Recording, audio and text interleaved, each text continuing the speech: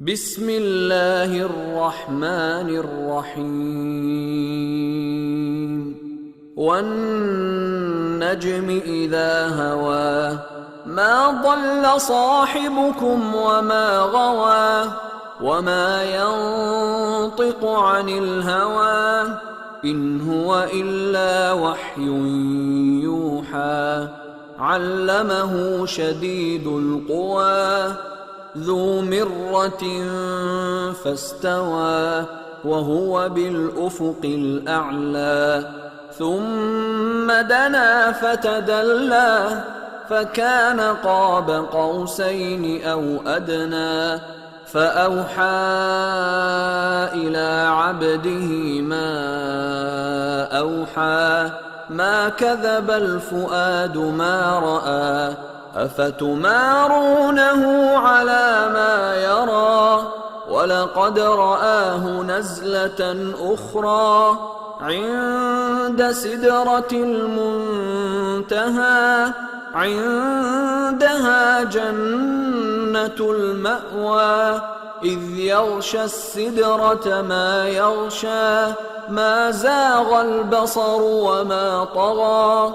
لقد رأى من آيات ربه الكبرى أفرأيتم اللات والعزى ومناة الثالثة الأخرى ألكم الذكر وله الأنثى تلك إذا قسمة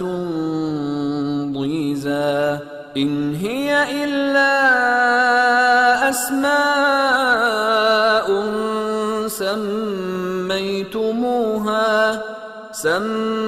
سميتموها أنتم وآباؤكم ما أنزل الله بها من سلطان إن يتبعون إلا الظن وما تهوى الأنفس ولقد جاءهم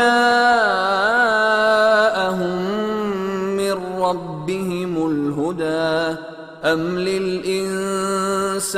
ما تمنى فلله الآخرة والأولى وكم من ملك في السماوات لا تغني شفاعتهم شيئا إلا من بعد أن يأذن الله لمن يشاء ويرضى إن الذين لا يؤمنون بالآخرة ليسمون الملائكة تسمية الأنثى وما لهم به من علم إن يتبعون إلا الظن وإن الظن لا يغني من الحق شيئا فأعرض عمن تولى عن ذكرنا ولم يرد إلا الحياة الدنيا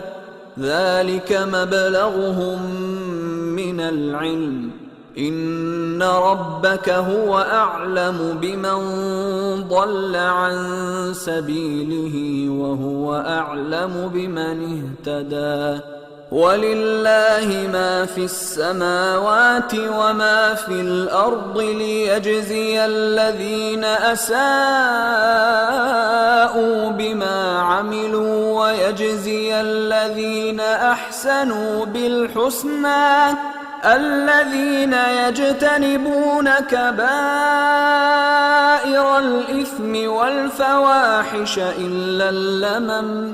إن ربك واسع المغفرة هو أعلم بكم إذ أنشأكم